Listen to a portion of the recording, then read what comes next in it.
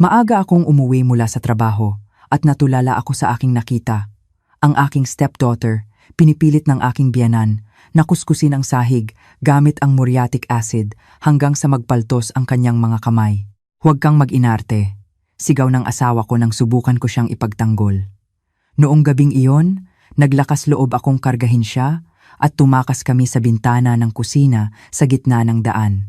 Ang malamig na simoy ng hangin sa umaga ay nanunuot pa rin sa mga buto sa loob ng isang eksklusibong subdivision sa Alabang. Ang orasan sa sala ay 4:15 pa lamang ng madaling araw. Sa isang bahay na ganito kalaki at karangya, dapat ay katahimikan pa ang naghahari. Ngunit may narinig ang tainga ni Maya na paulit-ulit at ritmikong tunog ng pagkuskos mula sa direksyon ng kusina. Tunog ng isang brush na humahagod sa sahig na tiles. Kinuskos ni Maya ang kanyang mga mata at isinantabi ang makapal na kumot na bumabalot sa kanya. Sa kanyang tabi, si Marco, ang kanyang asawang 5 buwan pa lamang niyang kasal, ay mahimbing pa ring humihilik. Si Marco ang perpektong asawa sa mata ng marami. Gwapo, matatag ang kabuhayan bilang direktor ng isang malaking property development company, at laging malambing magsalita kay Maya. "Matulog ka na ulit, mahal.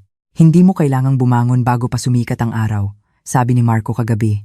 Ngunit ang ingay na iyon ay bumabagabag sa isipan ni Maya.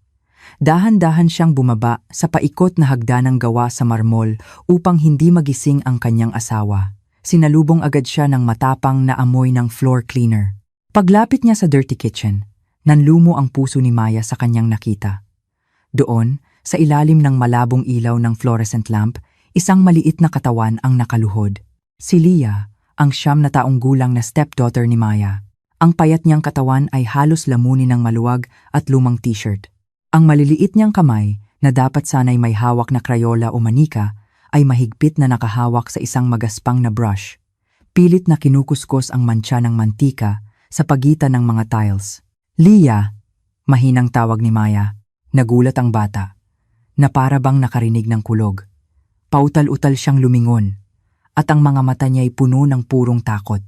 Hindi ito ang tingin ng paggalang ng isang anak sa ina, kundi tingin ng isang maliit na hayop na nasukol. "Mama, pasensya na po. Dahan-dahan naman po ako magkuskos. Hindi po ako maingay," nanginginig niyang sabi. Halos pabulong. Nagmamadaling lumapit si Maya at lumuhod sa tabi ng bata. Kinuha niya ang mga kamay ni Leah, malamig at magaspang. Ang palad, na dapat sanay makinis, ay may mga kalyo na. "Diyos ko, anak, madaling araw pa. Bakit ikaw ang gumagawa nito? Nasaan si Manang Inday? Hindi ba trabaho niya ito?" Mabilis na binawi ni Leah ang kanyang kamay, na para bang napaso sa hawak ni Maya. Lihim siyang sumulyap sa hagdanan at yumuko ng malalim. "Pinatalsik na po siya ni Lola kahapon, Mama. Sabi po ni Lola, mabagal daw po magtrabaho si Manang Inday at magastos sa sabon." Nanikip ang dibdib ni Maya. Ito na ang 3 kasambahay na sinisante ng kanyang biyenan sa loob lamang ng 1 buwan. Palaging mababaw ang dahilan. At sa tuwing may aalis na katulong, tila milagrong natatapos pa rin ang mga gawaing bahay. Akala ni Maya ay kumukuha ang biyenan niya ng on-call na tagalinis, ngunit mali pala siya. "Bitawan mo na yan. Maligo ka ng maligamgam na tubig at mag-ayos ka na para sa eskwela. Ako na ang tatapos dito," mariing sabi ni Maya, sinusubukang kunin ang brush mula kay Leah. "Wag po," pigil na sigaw ni Leah, nanlalaki ang mga mata sa takot. "Huwag po, Mama." Magagalit si Lola, magagalit si Papa.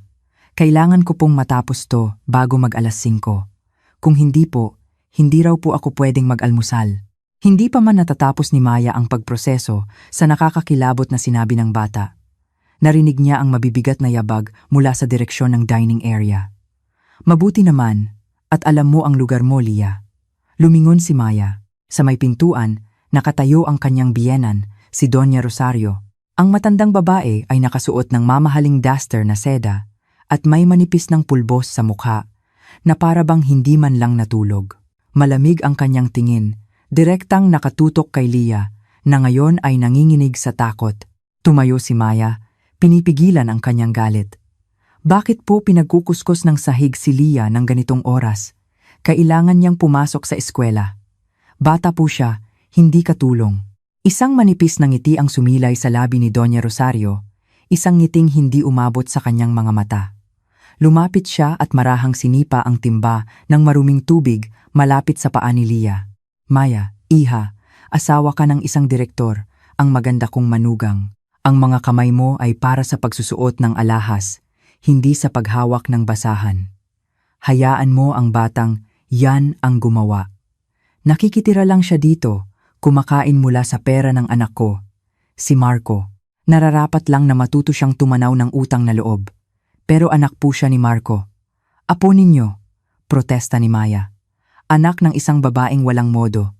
Matalas na putol ni Doña Rosario. Kaya nga dahil apo ko siya, dinidisiplina ko siya para maging isang matatag na asawa, hindi isang spoiled brat tulad ng ina niya noon. Sige na, bumalik ka na sa kwarto. Ihanda mo ang isusuot ni Marco sa opisina. Huwag mong sirain ang kaayusan ng bahay na ito dahil sa walang kwentang awa mo. Aangal pa sana si Maya, ngunit biglang lumuhod si Lia sa kanyang paanan at hinawakan ang laylayan ng kanyang pantulog. Mama Maya, bumalik na po kayo sa kwarto. Parang awa nyo na. Kaya ko po ito. Malakas po ako. Sige na po. Baka kunin pa ni Lola yung brush. Mayroong malalim na desperasyon sa boses ng 9 na taong gulang na bata. Tumingin si Maya sa kanyang biyenan na mayabang na nakatayo at nakakrus ang mga braso. Sa itaas, narinig niyang bumukas ang pinto ng master's bedroom. Gising na si Marco. Nasa alanganin si Maya. Kung gagawa siya ng eksena ngayon, bababa si Marco at magugulo ang umaga. Siguradong si Lia lang ang masisisi. Durog ang puso, hinaplos ni Maya ang ulo ni Lia. Naramdaman ang manipis at medyo magaspang na buhok nito at tumalikod paakyat. Ngunit sa may landing ng hagdan, huminto siya sandali at nagtago sa likod ng isang haligi. Narinig niya ang boses ni Doña Rosario, mahina ngunit matalas na parang labaha. Tingnan mo, dahil sa'yo, nadumihan pa ang kamay ng stepmother mo. Tapusin mo yan kundi ilulublob ko, yang mga kamay mo sa timbang yan. Tinahak ni Maya ang sariling bibig upang pigilan ang paghikbi. Nang umagang iyon, sa hapagkainan na puno ng masasarap na pagkain sinangag, tusino, at sari-saring prutas, nakita ni Maya si Marco na masaganang kumakain habang abala sa pag-usap tungkol sa stock market. Si Lia, ang maliit na bata, ay wala sa mesa.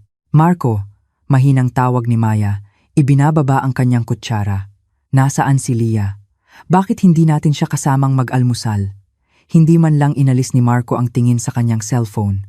Mabilis siyang nag-reply sa isang chat bago sumagot ng walang emosyon. Nasa likod siya, sa kusina, sabi ni Mama. Hindi pa raw tapos sa mga gawain niya, kaya hindi pa siya karapat-dapat sumabay sa atin. Hayaan mo na siya, May. Huwag mo siyang masyadong ispoil. Kailangang patibayin ang pag-iisip niya para hindi maging iyakin. Tinitigan ni Maya ang kanyang asawa, pagkatapos ay ang kanyang biyenan na eleganteng humihigop ng tsaa. Sa unang pagkakataon, ang marangyang bahay na may matataas na haligi ay hindi niya naramdaman na isang palasyo, kundi isang kulungan na may mga tagapagpahirap na mukhang anghel. At napatunayan ang masamang kutob ni Maya. Nang itatapon na niya ang basura sa malaking basurahan sa likod bahay bago umalis para sa kanyang catering business, may nakita siyang nagpatigil sa kanya. Doon, nakakalat ang math notebook ni Lia. Punit ito sa gitna, at sa nakabukas na pahina ay may magaspang na sulat kamay gamit ang isang malaking pulang marker. Pangit na sulat. Ulitin hanggang umaga, ngunit hindi lang ang punit na iyon ang nagpakulo sa dugo ni Maya. Sa likod ng punit na pabalat ng notebook ay may isang larawan ng isang magandang babae, ang tunay na ina ni Lia, na ang mukha ay kinaskas ng pako hanggang sa hindi na makilala. Sino ang gumawa ng kabaliwang ito? Ang punit na math notebook ay maingat nang nakatago sa loob ng bag ni Maya. Buong araw, ang imahe ng takot na mukha ni Lia at ang larawan ng kanyang inang winasak ay hindi maalis sa isip niya. Hindi siya makapag-focus sa mga order para sa kanyang catering. Ang hinala na dati isang maliit na bulong lamang sa kanyang puso ay naging isang malakas na alarma ng panganib. Nagpasya si Maya na umuwi ng 2 oras na mas maaga kaysa dati. Ipinark niya ang kanyang kotse, medyo malayo sa gate ng bahay, at dumaan sa side door na direktang konektado sa service area. Tahimik ang bahay, masyadong tahimik para sa isang tahanan na may isang batang kadarating lang mula sa eskwela. Huminto ang mga hakbang ni Maya sa harap ng pintuan ng laundry area na bahagyang nakabukas. Ang matapang na amoy ng chlorine ay sumingaw, nanunuot sa ilong at nagpapahapdi ng mata. Doon, sa gitna ng mga tumpok ng puting kumot at sa mahinang ugong ng washing machine, natagpuan ni Maya ang isang tanawing dumurog sa kanyang puso. Si Leah ay natutulog sa isang sulok, nakaupo at nakabaluktot. Ang kanyang ulo ay nakasubsob sa isang basket ng maruruming damit. Ang kanang kamay niya ay nakalaylay ng walang lakas. Lumapit si Maya na nanginginig ang puso. Nang makita niya ang palad ng bata, bumuhos ang kanyang mga luha. Ang maliit na palad ni Leah ay namumula. Ang balat ay natutuklap at nagpapaltos. Ito ay chemical burn. Isang palatandaan na pinilit si Leah na maglaba gamit ang matapang na bleach nang walang guwantes. Diyos ko, Leah, pigil na hikbi ni Maya. Dahan-dahan niyang hinawakan ang balikat ni Leah. Nagising ang bata, ang mga mata niya ay ligaw na naghahanap ng panganib. Lola, pasensya na po. Hindi po ako natutulog. Pumikit lang po ako sandali. Hysterical niyang sigaw. Automatikong tinatakpan ang kanyang ulo na para bang may sasalagin na suntok. Agad na niyakap ni Maya ang payat na katawan. Si Mama Maya to, anak. Ako to. Kalma ka lang. Walang mananakit sa'yo. Ilang minuto ang lumipas bago bumalik sa normal ang paghinga ni Leah. Bagaman nanginginig pa rin ang kanyang katawan sa yakap ni Maya. Masakit po, Mama. Mahapdi po yung kamay ko. Mahinang daing niya. Sinuri ni Maya ang likod ni Leah nang bahagyang tumaas ang kanyang damit. May mga pasa na kulay ube malapit sa kanyang baywang.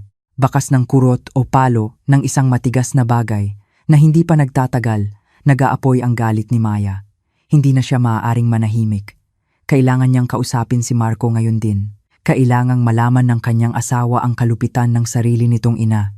Nang hapong iyon, maagang umuwi si Marco dahil may naiwan siyang mga dokumento. Mukha siyang pagod. Pumasok siya sa kwarto, inihagis ang kanyang briefcase sa sofa at pumasok sa banyo para maligo. Ang kanyang cellphone ay naiwan sa ibabaw ng bedside table. Umilaw ang screen dahil sa isang bagong mensahe.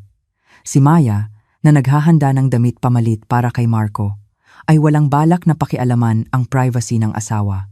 Ngunit ang pangalan ng nagpadala ay pumukaw sa kanyang kuryosidad. Mama, walang pag-aalinlangan, lumapit si Maya. Kumakabog ang kanyang dibdib. Alam niya ang password ng cellphone ni Marco, ang petsa ng kanilang kasal. Nanginginig ang mga kamay. Binuksan ni Maya ang phone at pinindot ang green messaging app. Gumuho ang mundo ni Maya nang mabasa niya ang usapan sa pagitan ng kanyang asawa at biyenan. Mama, Marco, yung panggulo na yon, pinaglabhan ko na ng lahat ng kumot gamit ang kamay para malaman niya kung ano ang hirap. Huwag mo siyang bigyan ng baon bukas. Pinadala? AM, Marco. Opo, Ma. Kayo na po ang bahala. Ang importante, hindi malaman ni Maya. Naghihinala na siya kaninang umaga, nakita niya si Leah na nagkukuskos ng sahig. Pinadala 10,000 AM. Mama. Naku, si Maya, tanga yan. Masyadong patay na patay sa'yo. Sabihin mo lang na disiplina yan. Oo nga pala. Yung titulo ng lupa ng commercial space na nakapangalan kay Leah na itago mo na ba sa personal safe mo? Huwag mong hahayaang malaman ng batang yan na napaparentahan na pala yon. Tinahak ni Maya ang bibig, nanlambot ang kanyang mga tuhod. Kaya pala alam ni Marco, hindi lang niya ito hinayaan, kundi sinang-ayunan pa niya ang pagpapahirap na ito. At ano ang ibig sabihin ng titulo ng lupa na nakapangalan kay Leah? Nag-scroll pataas si Maya. Naghahanap ng karagdagang ebidensya.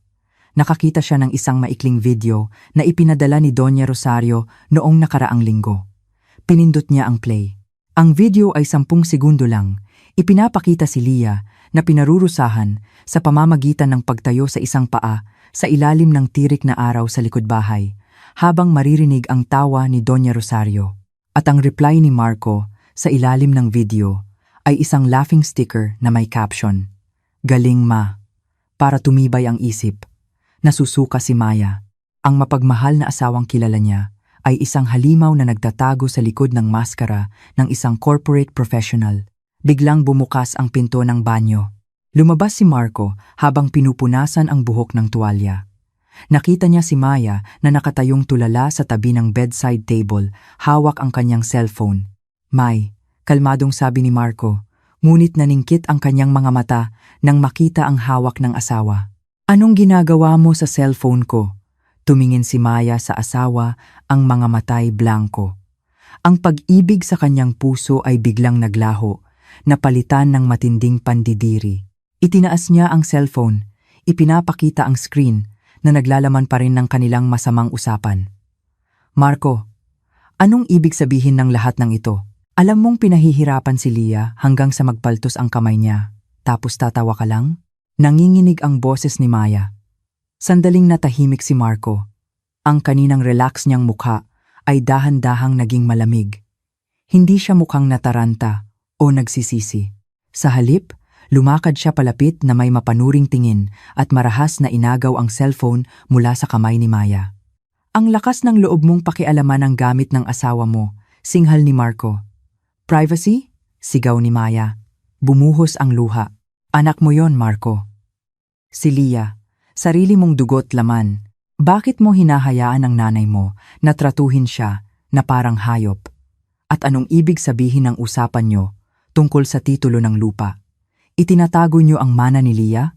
Hinawakan ni Marco ng mahigpit ang braso ni Maya. Isang hawak na malakas at masakit. Ang malambing niyang mukha ay tuluyang naglaho. "Makinig ka, Maya. Ikalawang asawa ka lang. Isa ka lang tagalabas na pumasok sa pamilyang ito. Huwag kang magkunwaring bida-bida dito." Itinulak ni Marco si Maya hanggang sa mapasandal ito sa aparador. Bago pa man makasagot si Maya, inihagis ni Marco sa mukha niya ang isang brown envelope na kinuha niya mula sa drawer ng vanity table. "Kung talagang nagmamalasakit ka sa batang may sira sa ulo na yan, basahin mo to. Akala mo ba santa-santita si Leah?" Nanginginig na pinulot ni Maya ang envelope. Binuksan niya ito at inilabas ang isang papel na mukhang resulta ng isang psychological evaluation. Nakasulat doon ang isang nakakakilabot na diagnosis tungkol kay Leah: early psychopathic tendencies, manipulative, aggressive. "Sinubukan niyang lasunin ang nanay ko noong nakaraang buwan, Maya," sabi ni Marco na may malamig at mapang-umbinsing tono.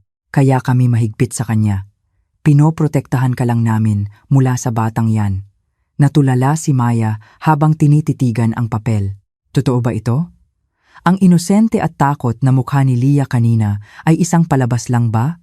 O ito ay isang matinding gaslighting tactic mula sa kanyang asawa?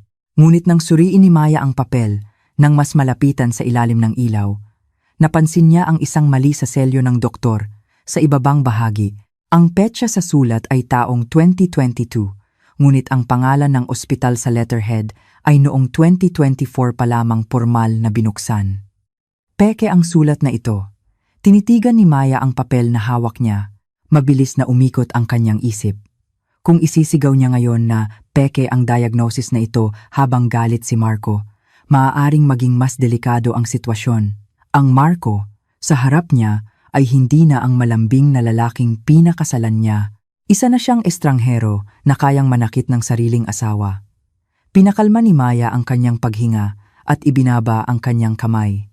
Nagpasya siyang makisakay muna. Kailangan niyang maging mahinahon para mapatay ang apoy kahit pansamantala hanggang sa makabuo siya ng mas matibay na plano. Kaya pala, may sakit sa isip si Leah? Tanong ni Maya. Sinadyang gawing alanganin ng kanyang boses. Suminghal si Marco at ang tensyon sa kanyang balikat ay dahan-dahang nawala. Naramdaman niyang naging epektibo ang kanyang taktika. "Sinabi ko na sa'yo, May, masyado kang mabait. Magaling umarte si Leah. Sa harap mo, nagpapaawa siya. Pero sa likod natin, naglagay na yan ng bubog sa sapatos ni Mama." Sinubukan pa niyang sunugin ang kurtina sa guest room. Ang mga kasinungalingan ay tuloy-tuloy na dumaloy mula sa bibig ni Marco na nagpanginig kay Maya.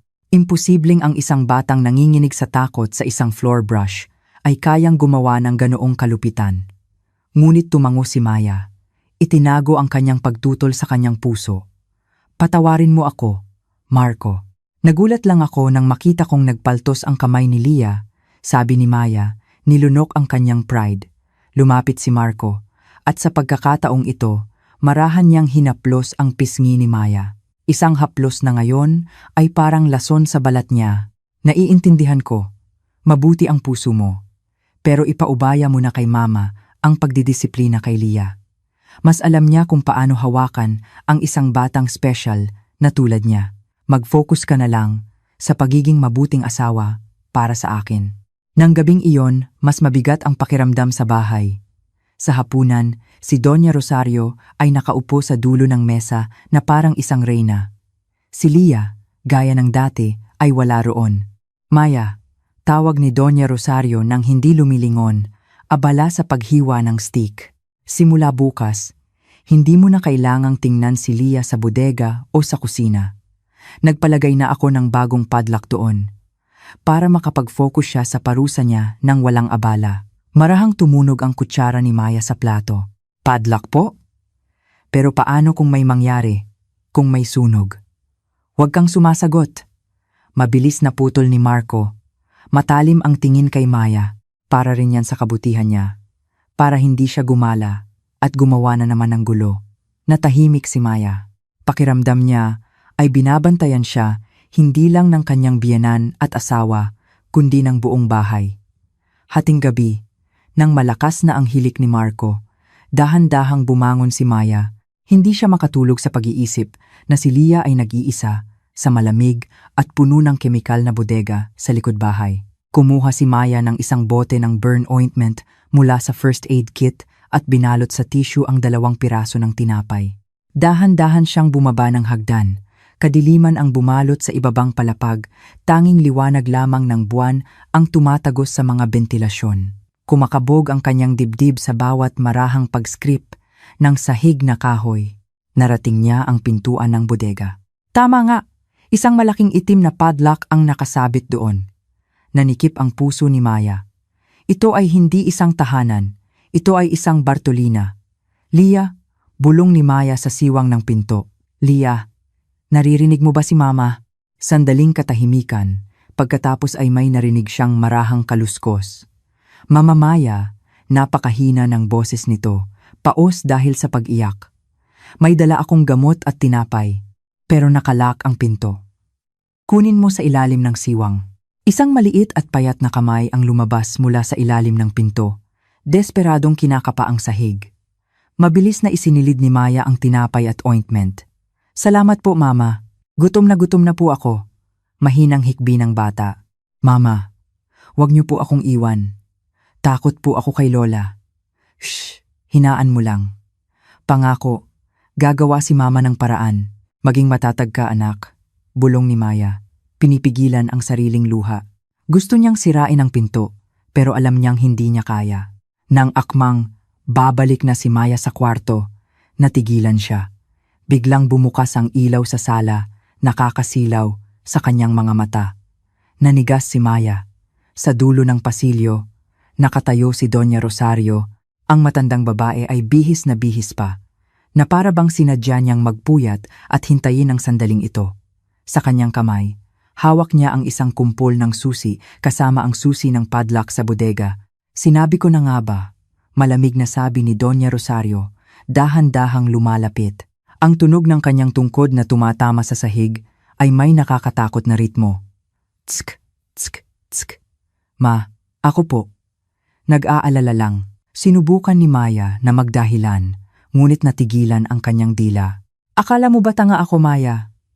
Huminto si Doña Rosario sa mismong harapan ni Maya, ilang pulgada na lang ang layo. Ang amoy ng kanyang luma at matapang na pabango ay nagpaduwal kay Maya. Alam kong susuwayin mo ang utos, kaya hindi ako natulog. Itinuro ni Doña Rosario ang isang sulok ng kisame sa sala. Sinundan ni Maya ang kanyang daliri at nanlaki ang mga mata. Doon, may isang maliit na pulang ilaw na kumikislap mula sa isang bagong kabit na CCTV camera. Simula ngayon, bawat sulok ng bahay na ito ay may mata, Bulong ni Doña Rosario na may nakakatakot na ngiti. Maliban sa kwarto nyo at sa banyo, babantayan ko ang bawat galaw mo. Kapag naglakas loob ka ulit na lumapit sa batang yan o subukang pakainin siya nang wala akong pahintulot. Binitin ni Doña Rosario ang kanyang sasabihin at inilapit ang labi sa tainga ni Maya. Sisiguraduhin kong hihiwalayan ka ni Marco at lalayas ka sa bahay na ito nang walang ni isang kusing. Tandaan mo, ang tatay mong may sakit sa probinsya ay nangangailangan ng panggastos para sa gamutan niya mula kay Marco. Nanlamig ang dugo ni Maya. Ang banta na iyon ay tumama sa kanyang kahinaan. Ang gastos para sa dialysis ng kanyang ama ay si Marco nga ang sumasagot simula nang ikasal sila. Umakyat ka na. Matulog ka at umarte kang parang isang masunuring asawa, utos ni Doña Rosario habang marahang tinatapik ang pisngi ni Maya na parang isang alagang aso. Tulala at mabigat ang mga paa na umakyat si Maya. Pakiramdam niya ay nag-iisa siya. Sa loob ng kwarto, mahimbing pa ring natutulog si Marco. Walang pakialam na ang kanyang asawa ay katatapos lang bantaan. Umupo si Maya sa gilid ng kama, tinititigan ang sarili sa salamin. Pakiramdam niya ay napakaliit niya at walang magawa. Ngunit nang mapadako ang kanyang tingin sa kanyang bag sa sulok, kung saan niya itinago ang peking diagnosis, isang bagong determinasyon ang nabuo sa kanyang mga namumugtong mata. Inakala nilang makokontrol siya sa pamamagitan ng takot at pera. Nagkakamali sila. Maaaring manahimik si Maya ngayong gabi, pero hindi siya susuko. Kinabukasan, gumising si Maya na may isang desperadong plano. Kung hindi niya sila kayang labanan sa loob ng bahay, kailangan niyang humanap ng kakampi sa labas.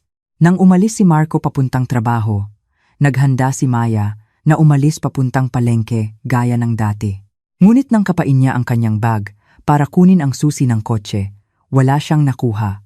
Wala ang susi niya. Nawawala rin ang kanyang wallet. Sa ibabaw ng vanity table ay may isang papel na may sulat kamay ni Marco.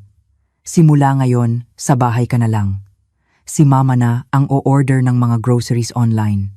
Mag-focus ka sa pag-aasikaso ng bahay at matuto kang maging isang masunuring asawa. Tumakbo si Maya sa bintana. Ang gate sa harap ay nakakandado mula sa labas gamit ang isang makapal na kadena. Nakakulong siya. 3 araw ang lumipas mula nang opisyal na maging bilanggo si Maya sa sarili niyang bahay.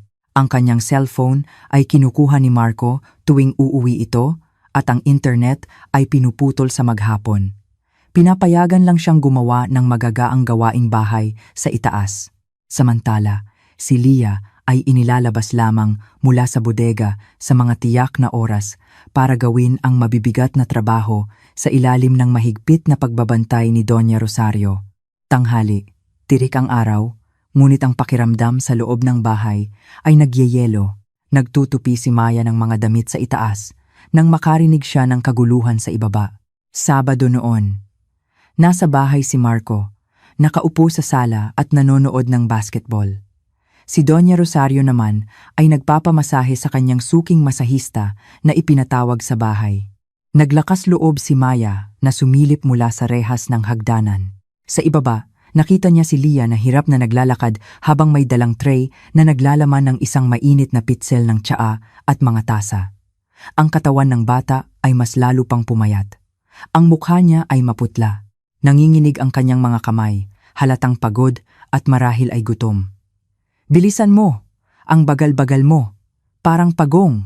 Sigaw ni Doña Rosario, tinatabig ang kamay ng masahista dahil naiinip na sa kanyang tsaa.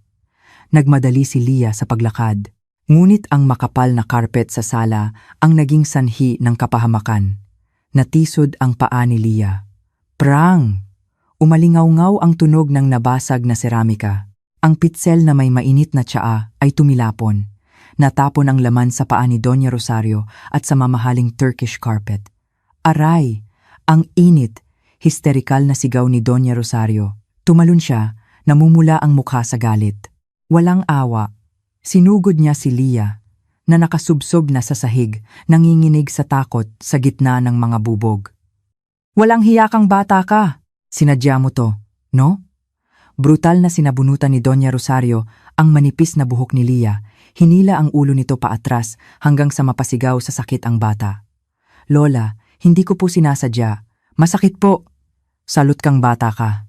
Ang isang kamay ni Doña Rosario ay lumipad at sunod-sunod na sinampal ang pisngi ni Lia. Hindi na nakatiis si Maya. Wala na siyang pakialam sa mga patakaran at banta. Mabilis siyang bumaba ng hagdan. Tigilan niyo yan! Sigaw ni Maya. Itinulak niya si Doña Rosario palayo kay Lia. Agad niyang niyakap ang nanginginig na bata, ginawang panangga ang sariling likod. Baliw na ba kayo? Bata pa si Lia. Pagod na pagod siya. Sigaw ni Maya. Bumubuhos ang luha nang makita ang dugo ang gilid ng labi ni Lia. Napasuray si Doña Rosario, hindi makapaniwala. Ang lakas ng loob mong itulak ako. Marco, tingnan mo ang asawa mo. Nagawa niyang saktan ang nanay mo. Si Marco, na kanina pa'y tahimik lang na nanonood, na para bang isang eksena sa pelikula, ay dahan-dahang tumayo, madilim ang mukha. Hindi niya tinulungan ang inang napaso. Hindi rin niya sinuri ang anak na duguan. Ang tingin niya ay nakatuon kay Maya. Maya, tumabi ka. Mababa ngunit puno ng banta ang boses ni Marco. Hindi Marco, buksan mo ang mga mata mo.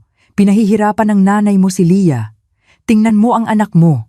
Payat na payat at takot na takot. Histerikal na iyak ni Maya.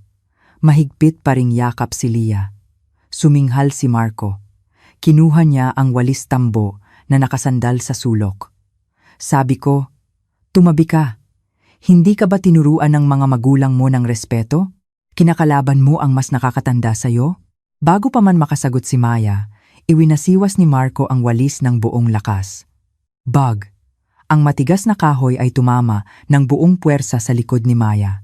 Isang matinding sakit ang kumalat sa kanyang likod. Napasigaw si Maya, halos hindi makahinga. Mama! Sigaw ni Lia. Sinusubukang protektahan si Maya gamit ang kanyang maliliit na kamay. Mga wala kayong silbi! Sigaw ni Marco.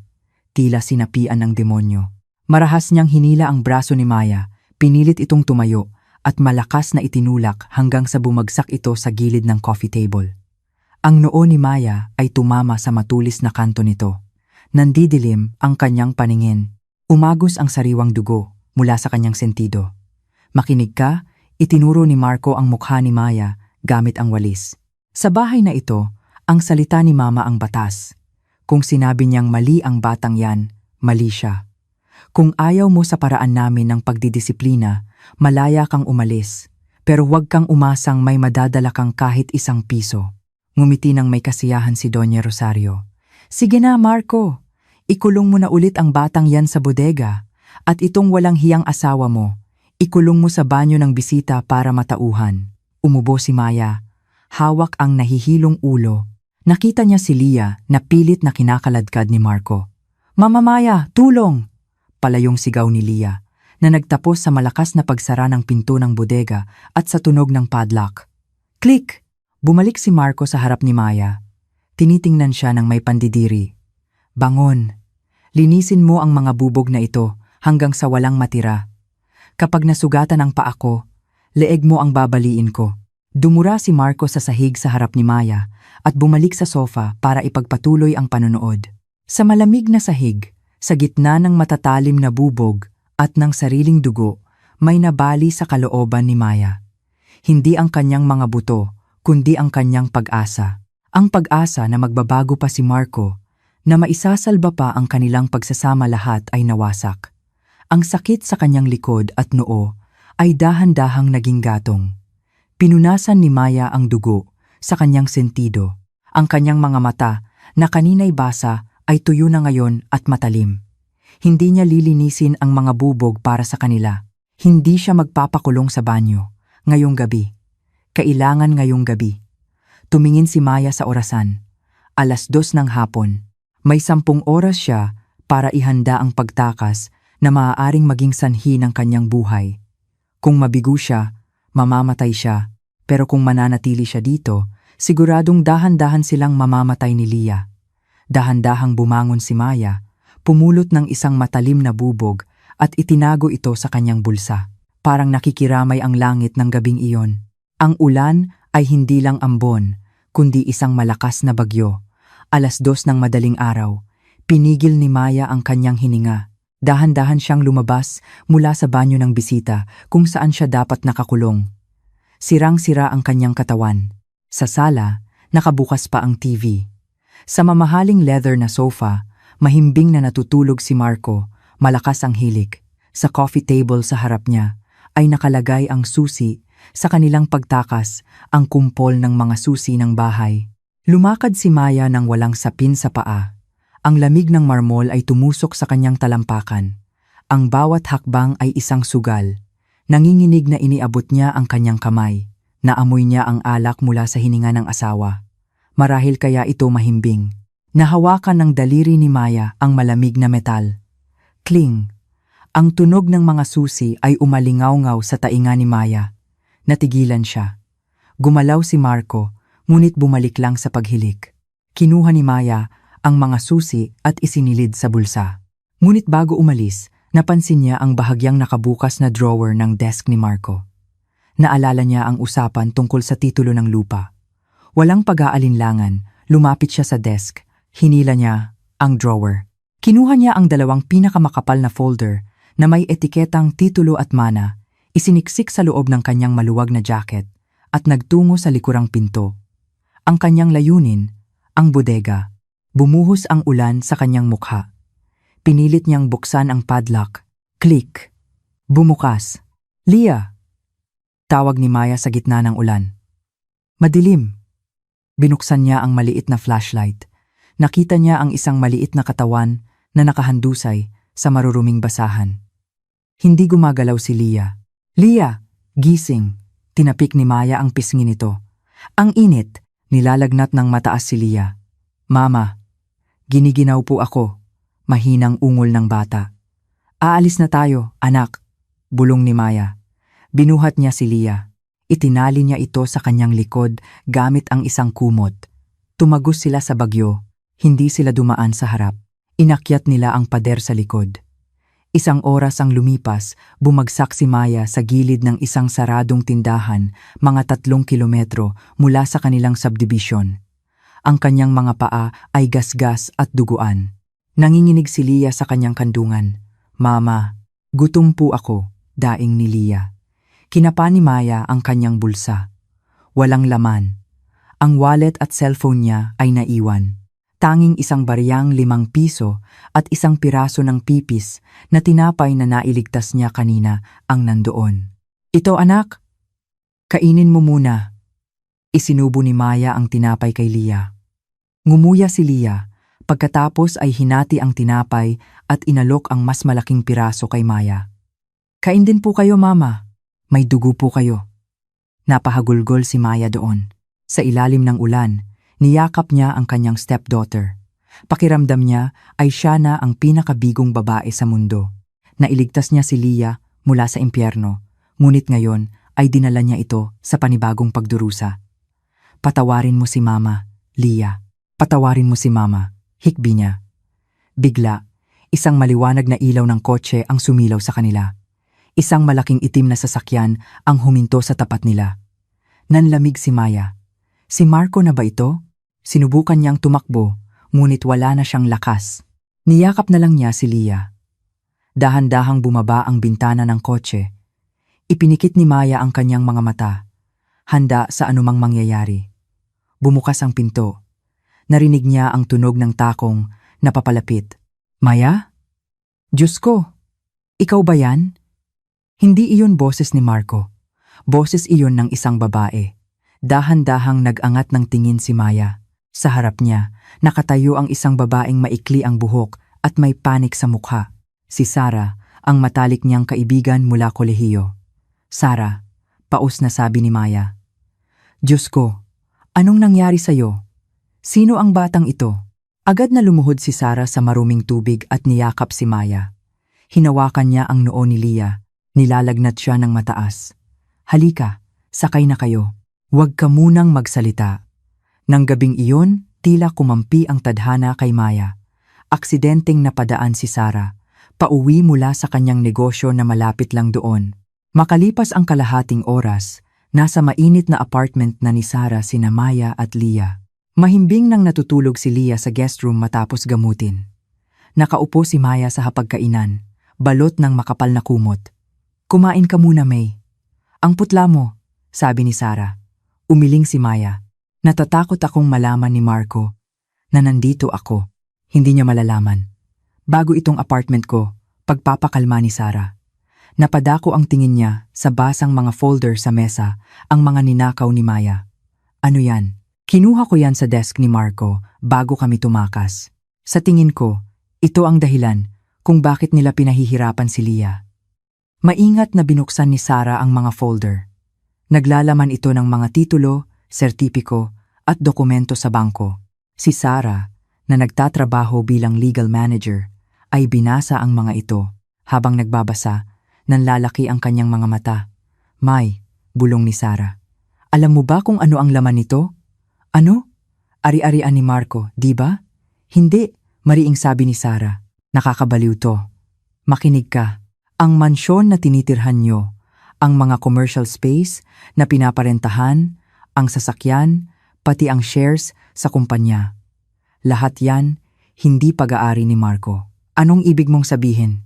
Itinuro ni Sarah ang isang pangalan na malinaw na nakasulat sa mga titulo, Adinda Leah Salazar. Lahat ng ito ay mana mula sa unang asawa ni Marco, ang tunay na ina ni Leah. Nakasulat sa huling habilin niya, si Marco ay tagapamahala lang hanggang sa maging 17 si Leah. Wala siyang karapatan kahit 1%. Parang umikot ang mundo ni Maya. Ang lahat ng karangyaan ay pera pala ni Leah, ang batang pinapatulog nila sa bodega. Pero bakit nila siya pinahihirapan? Binuklat ni Sarah ang isang draft ng kasunduan. Tingnan mo to. Section 4, Artikulo 2. Kung ang tagapagmana, si Leah, ay idineklarang pumanaw o permanenteng nasiraan ng bait na may patunay mula sa isang mental hospital, ang buong pamamahala ng mga ari-arian ay mapupunta sa tagapamahala, si Marco. Nasuka si Maya. Ang pekeng diagnosis, ang walang tigil na pananakit, ang pagkakulong sa bodega. Hindi lang sila masama, Sarah. Gusto nilang mabaliw si Leah. Sinadya nilang pahirapan siya para madepress at magmukhang baliw, para maipasok siya sa mental hospital at legal na makuha ang lahat ng yaman niya. O mas malala pa, dagdag ni Sarah, itinuturo ang isang life insurance policy na may pangalan ni Leah, na may halagang milyon-milyon. Hinihintay nilang mamatay si Leah. Nag-aapoy ang galit sa puso ni Maya. Nagring ang cellphone ni Sarah. Si Marco. Nilagay ni Sarah sa loudspeaker. Hello Sarah, si Marco to. Kunwaring nag-aalalang sabi nito. Tumakas si Maya, kasama si Leah. Sinaktan niya ang nanay ko. Baka kung anong gawin niya kay Leah. Sumenyas si Maya kay Sarah na manahimik. Marco? Hindi. Wala si Maya dito. Bakit? Ganon ba? Naging malamig ang boses ni Marco. Makinig ka, Sarah. Kapag pumunta siya diyan, pigilan mo. Nagnakaw siya ng mahahalagang dokumento. Kapag kumalat yon, manganganib ang buhay niya at ng sino mang tumutulong sa kanya. Pinatay ang tawag. Isang malinaw na banta. Sarah, kailangan kong umalis. Dinadamay kita, sabi ni Maya. Umiling si Sarah. Hindi ka aalis. Nakalimutan ni Marco na hindi lang ako legal manager. Dating presidente ako ng debate team natin sa law school. Kumuha si Sarah ng pulang panulat at binilugan ang isang maliit na talata sa isa sa mga dokumento. Tingnan mo to, May. May isang butas sa batas na nakaligtaan ni Marco. Isang maliit na butas na babaliktad sa sitwasyon at magpapakulong sa kanilang dalawa. Kinaumagahan, nakatayo si Maya sa harap ng salamin. May benda sa noo, pasa sa pisngi. Pero tuyo na ang kanyang mga luha. Ang takot ay napalitan na ng determinasyon. Tingnan mo to, sabi ni Sarah. Itinuturo ang isang probisyon sa dokumento. Kapag may indikasyon ng maling paggamit ng pondo o kapabayaan sa tagapagmana, ang law firm na itinalaga ng yumaong ina ni Leah ay may karapatang i-freeze ang lahat ng ari-arian nang walang pahintulot mula sa tagapamahala, si Marco. Ito ang sandata natin, May, sabi ni Sarah. Kung madala natin ang resulta ng medico-legal ni Leah sa kanila, kaya nilang i-block ang lahat ng account ni Marco ngayon din. Kaya niyang maghirap agad? Tanong ni Maya. Hindi lang maghirap, tapos siya, sabi ni Sarah. Ngunit ipinakita ni Sarah ang isang viral video sa social media. Si Marco umiiyak sa tabi ng kunwaring may sakit na si Doña Rosario sa ospital. Minamahal kong asawa, tinangay ang aking anak na si Lia, at sinaktan ang aking ina. Baka may problema siya sa pag-iisip. Pakireport po kung makita niyo sila. Ang video ay may daan-daang libong views. Puno ng galit na komento laban kay Maya. Pinatay ni Maya ang video. Akala niya, masisira niya ako sa kasinungalingan. Malamig na sabi ni Maya. Sarah, tulungan mo akong mag-ayos. Pupunta tayo sa ospital para sa mediko legal. Pero ayokong magmukhang isang talunang pugante. Gusto kong magmukha na isang inang handang pumatay para sa kanyang anak. Isang oras ang lumipas. Hiniram ni Maya ang isang puting blazer at slacks ni Sarah. Ang kanyang buhok ay nakatali ng maayos. Gising na si Lia, pinaliguan at binihisan. Saan po tayo pupunta, Mama? Tanong ni Lia. Lumuhod si Maya. Pupunta tayo sa doktor para gamutin ang mga sugat mo. Pagkatapos, hahanapin natin ang mga taong magpaparusa kay Lola at Papa. Magtiwala ka kay Mama. Tumango si Lia. Sa ospital, nagulat ang doktor sa mga nakitang sugat sa katawan ni Lia. Diyos ko, ito ay sistematikong pagpapahirap, sabi ng doktor. Ang resulta ng mediko legal ay malinaw. Tumawag si Sarah sa law firm. Pumayag ang pinuno nito na makipagkita agad. Ngunit habang nasa lobby sila, tumawag ang kapitbahay ni Maya mula sa probinsya. Neng Maya, ang tatay mo, hinimatay na naman! Tinanggihan ng ospital ang dialysis niya ngayon. Sabi, blinak daw ng asawa mo ang bayad. Kasabay nito, isang text ang pumasok mula kay Marco. Umuwi ka ngayon kasama si Lia at lumuhod ka sa paanan ni Mama. Kundi makakatanggap ka ng masamang balita mula sa probinsya mamayang hapon. Si Maya ay nasa pagitan ng dalawang pagpipilian. Isuko si Lia pabalik sa impyerno o hayaang mamatay ang sariling ama. Hinablot ni Sarah ang telepono. Hello, ako po si Sarah, kaibigan ni Maya. Pakibigay po ng telepono sa admin ng ospital. Ako na po ang magbabayad ng lahat, kasama ang isang buwang VIP care. Ilang sandali lang, na-transfer na ang bayad. Bayad na, sabi ni Sarah. Huwag mong hayaang tapakan ng lalaking, yan ang dignidad mo gamit ang pera. Ligtas na ang tatay mo. Ngayon, tapusin na natin siya.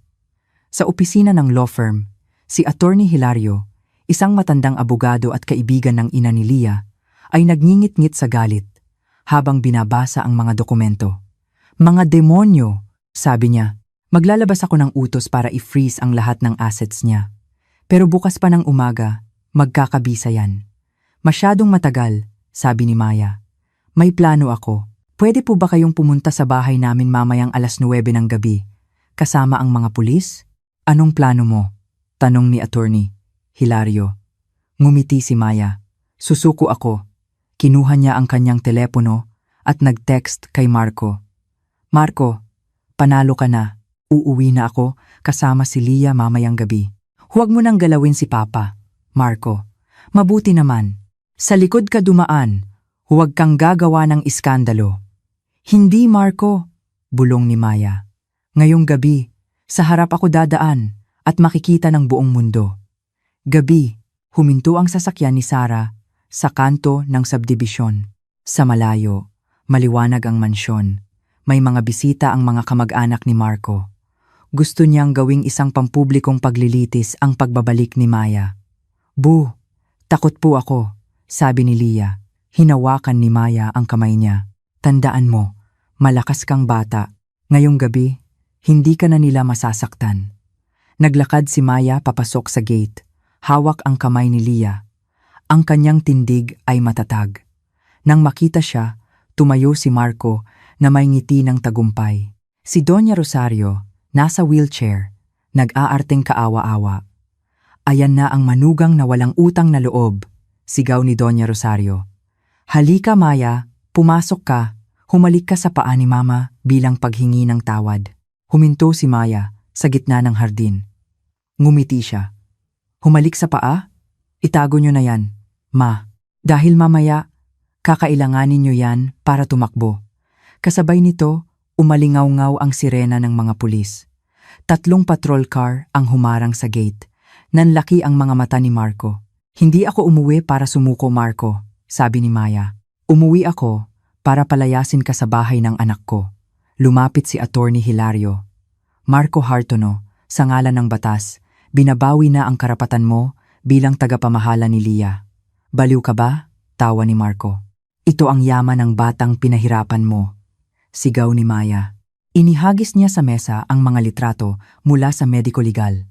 Nagsigawan sa takot ang mga bisita. Kasinungalingan yan, sigaw ni Doña Rosario, kunwaring inaatake sa puso. Hindi po totoo, lumabas si Lia. Itinaas niya ang manggas ng kanyang damit.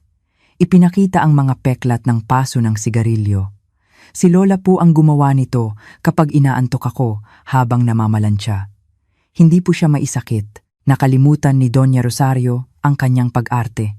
Tumayo siya mula sa wheelchair at dinampot ang isang baso para ibato kay Lia. Bago pa man niya magawa, sinunggaban siya ng 2 babaeng pulis at pinusasan. Bitiwan niyo ko. Kilala niyo ba kung sino ako? Sigaw niya. Sinubukang tumakas ni Marco, ngunit nahuli rin siya. Marco Hartono, arestado ka para sa domestic violence, child exploitation at malversation of funds na nagkakahalaga ng 500 milyon, sabi ng pulis. Maya, tulungan mo ko? Pagmamakaawa ni Marco. Paano ang tatay mo? Huwag mong babanggitin ang tatay ko, malamig na sabi ni Maya. Bayad na ang ospital niya. At para malaman mo na freeze na ang lahat ng account mo. Bangkarote ka na. Nanlaki ang mga mata ni Marco habang kinakaladkad siya palayo. Isa-isang umalis ang mga sasakyan ng pulis. Dala ang mga salot ng bahay na iyon. Ang mga kamag-anak ay nagsialisan sa hiya. Naiwan sina Maya, Lia, Sara at Attorney Hilario. Lumuhod si Maya at niyakap si Lia. Sa unang pagkakataon, umiyak si Lia hindi dahil sa sakit, kundi dahil sa ginhawa. Wala na sila, Mama? Tanong ni Lia. Wala na, anak. Hindi na sila babalik. Ang bahay na ito ay sayo na. Ngunit huminga ng malalim si Attorney Hilario. May isa pa pong bagay, Mrs. Maya, tungkol sa legal na kustodiya ni Lia. Bilang stepmother, hindi automatikong mapupunta sa inyo ang kustodiya. Kukunin siya ng DSWD ngayong gabi at dadalhin sa isang ampunan, maliban na lang kung... Maliban po sa ano? Kinabahang tanong ni Maya. Maliban kung may kamag-anak siyang kadugo na handang kumuha sa kanya.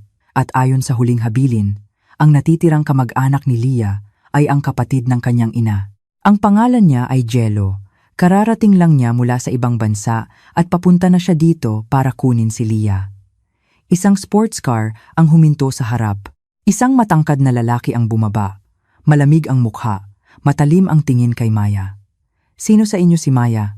Tanong niya. Siya si Gelo, ang tiyuhin ni Lia. Lumapit siya na may kasamang 2 bodyguard. Ako si Gelo, sabi niya. Dalhin niyo si Lia sa kotse. Aalis na kami sa isinumpang lugar na ito. Huwag niyo siyang hahawakan. Hinarang ni Maya si Lia. Akala niyo ba isang bagay lang si Lia? At sino ka naman? Mapanghamak na sabi ni Gelo. Asawa ka lang ng demonyong nagpahirap sa pamangkin ko. Huwag kang magpanggap na bayani para lang makuha ang yaman niya. Kunin niyo na ang lahat ng yaman. Pero kung ilalayo niyo sa akin si Lia, dumaan muna kayo sa ibabaw ng bangkay ko. Biglang kumilos si Lia. Tumakbo siya at kinagat ang kamay ng bodyguard. Pagkatapos ay tumakbo siya pabalik at yumakap sa binti ni Maya. Ayoko pong sumama. Si Mama Maya po ang nagpakain at gumamot sa akin. Natigilan si Jello.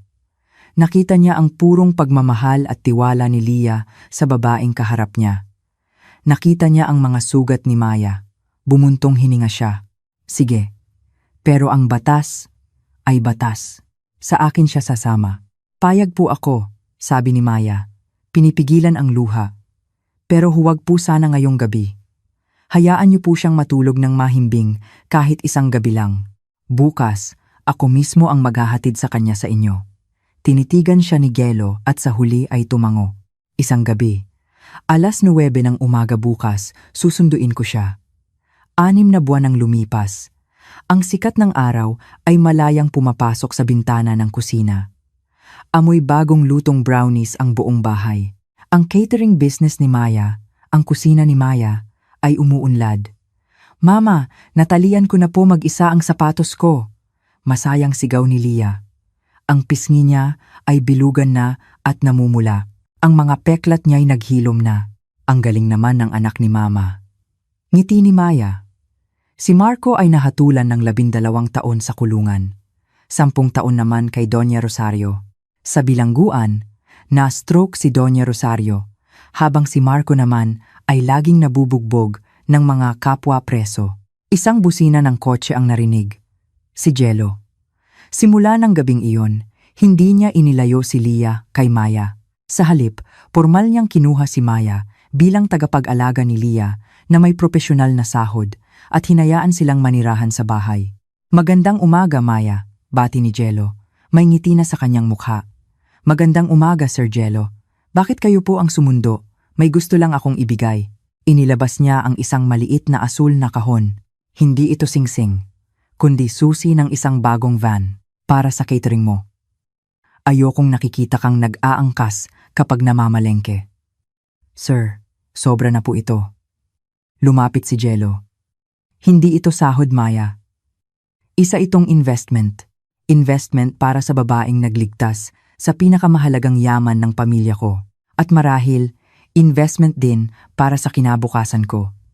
Namula si Maya. Jello, malilate na po ako. Sigaw ni Lia mula sa kotse. O sige na. Mamayang gabi na lang ulit, Maya. Isuot mo yung asul na bestida, ha? Paborito ko yun sa'yo. Umalis ang kotse. Naiwan si Maya na tulala. Hawak ang susi. Ang kanyang buhay na minsay nawasak ay muling nabuo. Isa na siyang ina, isang negosyante.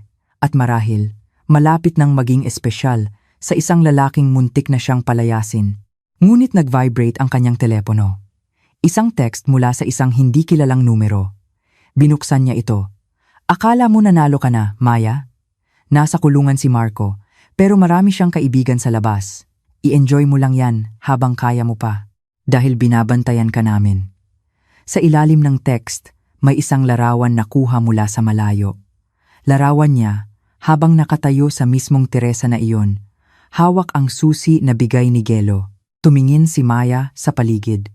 Sa malayo, sa likod ng isang puno, nakita niya ang kislap ng isang camera lens at ang anino ng isang taong naka-hoodie na mabilis na umalis sakay ng motorsiklo. Nanigas ang kamay ni Maya. Ang laban pala ay hindi pa tapos. Ito ay nagsisimula pa lamang. Mula sa aking puso, maraming salamat sa pagsama ninyo sa akin hanggang sa dulo ng kwentong ito. Nasaan man kayo ngayon, sa ang sulok ng Pilipinas o ng mundo, at anuman ang inyong ginagawa nagpapahinga pagkatapos ng isang mahabang araw, nagkakape sa umaga, o marahil ay nakikinig habang naglalakbay sana, ay nasa mabuti kayong kalagayan. Nais kong marinig ang inyong saloobin. Ano ang tumatak sa inyong isipan sa kwento ni Maya at ng munting si Lia? May bahagi ba na nagpangiti, nagpaiyak o nagpagalit sa inyo? Mangyaring iwan po ninyo ang inyong mga komento sa ibaba. Ang bawat opinyon ninyo ay mahalaga sa akin at binabasa ko po ang bawat isa. Kung nagustuhan ninyo ang ating kwento at naantig ang inyong puso, huwag po nating kalimutang pindutin ang like button bilang suporta. At para hindi ninyo mapalampas ang mga susunod pang kwentong puno ng aral at damdamin, mangyaring mag-subscribe na po kayo sa ating channel. Hanggang sa muli nating pagkikita, hangad ko ang inyong kaligtasan, kaligayahan, at kapayapaan sa inyong buhay. Lagi po kayong mag-iingat.